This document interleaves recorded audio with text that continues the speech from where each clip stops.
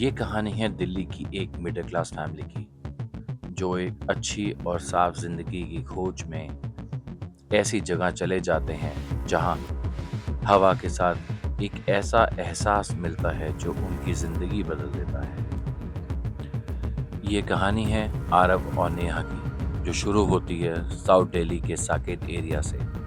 आरव एक primary school teacher जो MCD school में मैथ्स पढ़ाता था, और उसकी पत्नी नेहा जो एक हाउसवाइफ थी जिसको खाना बनाना और स्केच करने का बहुत शौक था। उनकी ज़िंदगी सही चल रही थी, बट दिल्ली के शोर और पॉल्यूशन से दोनों परेशान थे। दिल्ली के शोर और पॉल्यूशन से छुटकारा पाने का मौका तब मिला जब आरव का ट्रांसफ़र एक पहाड़ी टाउन में हुआ। प्रिंसिपल ने आरव को कॉन्ग्रेचुलेट किया और बोला इस ट्रांसफ़र से उसकी प्रमोशन होगी और सैलरी भी बढ़ेगी। ये सुनकर आरव और नेहा बहुत खुश हुए और शुरू की उन्होंने एक नई जिंदगी की तैयारी। आरव ने निकलने से पहले ही घर बुक कर लिया था।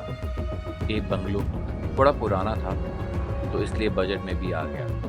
ओनर बाहर रहता था तो सारी बातें फ़ोन पर हुई और उन्होंने उसको कीज कोरियर करवा दी थी। घर था बड़ा, सस्ता और सुंदर, और उसकी दीवारों में कुछ अनकही राज छुपे थे।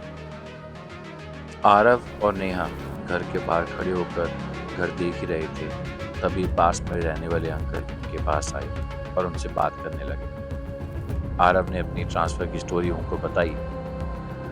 फिर अंकल ने उनको कुछ ऐसा कहा कि नेहा के चेहरे से स्माइल चली गई। बेटा, ये घर ठीक नहीं है।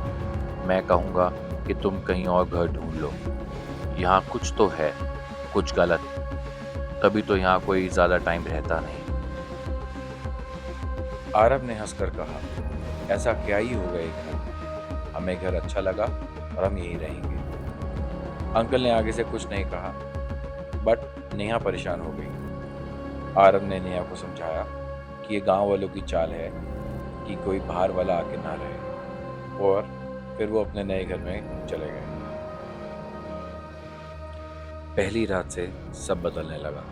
आरव और नेहा सो रहे थे, तभी नेहा की आंख खुली और उसने एक बड़ा साया दरवाजे के पास देखा, जैसे कोई 6 फीट की भयानक औरत जिसके बाल खुले हैं, बिखरे हुए हैं, आंखें चमक रही हैं और उन दोनों को ही देख रही है। ये देखकर नेहा चिल्लाई और अपनी आंखें बंद कर ली। आरव उठा और पूछने लगा कि क्या हुआ।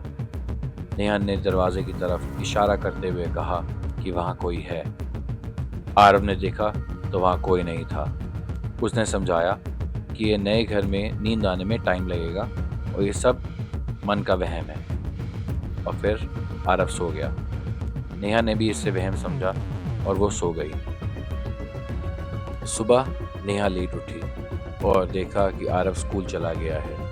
उसने मुंह धोया और किचन में चले गई। अभी किचन में पड़ी हुई अलमारी की सफाई बाकी थी। अलमारी खाली करते वक्त उसको शेल्फ के नीचे एक किताब मिली।